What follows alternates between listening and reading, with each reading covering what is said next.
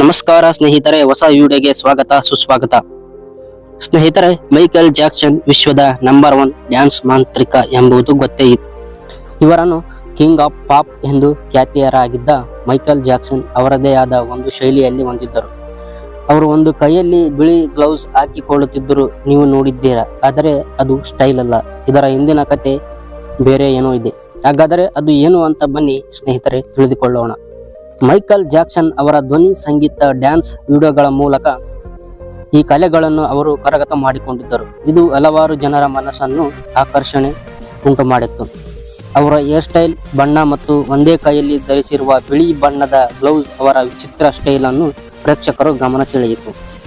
Michael ಧರಿಸಿರುವ ಬಿಳಿ gloves ಹಿನ್ನೆಲೆಯನ್ನು ನೋಡಿದರೆ ಅವರು 1983ರಿಂದ ಬಲಗೈಯಲ್ಲಿ ಹಾಕಿಕೊಂಡಿರುವುದನ್ನು ಕಂಡುಬಂದಿದೆ.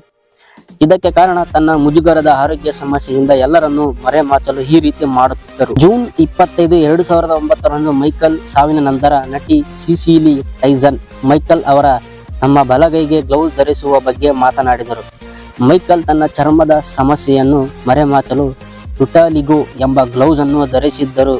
ಮೈಕಲ್ ತನ್ನ ಜೀವನದಲ್ಲಿ ಚರ್ಮದ ಸಮಸ್ಯೆಯನ್ನು ಹೊಂದಿದ್ದರು. ಮೈಕಲ್ ತುಂಬಾ ನಾಚಿಕೆ ಪಡುವ ವ್ಯಕ್ತಿಯಾಗಿದ್ದ. ಈ ಚರ್ಮದ ಕಾಯಿಲೆಗೆ ಅವರು ಸಾರ್ವಜನಿಕರ ವಿಶ್ವಾಸವನ್ನು ಕಳೆದುಕೊಳ್ಳುವಂತೆ ಮಾಡಿದರು. ಮೈಕಲ್ ಅವರು ಕಪ್ಪಾಗಿ ಹುಟ್ಟಿದ್ದು ಬೆಳ್ಳಗಾಗಲು ಶಸ್ತ್ರಚಿಕಿತ್ಸೆ ಮಾಡಿಸಿಕೊಂಡಿದ್ದಾರೆ ಎಂದು ಹಲವಾರು ಜನರು ಹೇಳುತ್ತಾರೆ.